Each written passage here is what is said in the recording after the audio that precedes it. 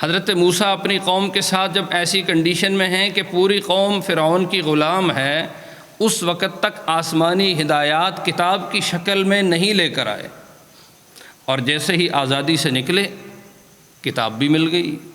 حضور جیسے ہی مکہ سے مدینہ پہنچے ریاست کا اعلان بھی فرما دیا۔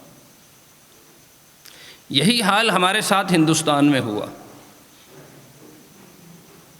یہاں ہمیں زندگی گزارنے کے طور طریقے کوئی مشکل نہیں تھے، ہر آدمی ہندو، مسلم، سکھ سب اپنی زندگی گزار رہے تھے،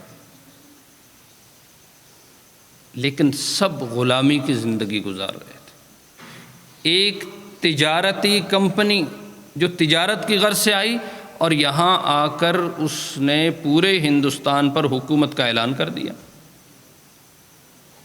اور پھر 190 سال تک اس ہندوستان میں، جس میں 1000 سال کم و بیش مسلمانوں نے حکومت کی تھی، وہ مسلمان آزادی سے اپنی عبادت تک نہیں کر پا رہے تھے۔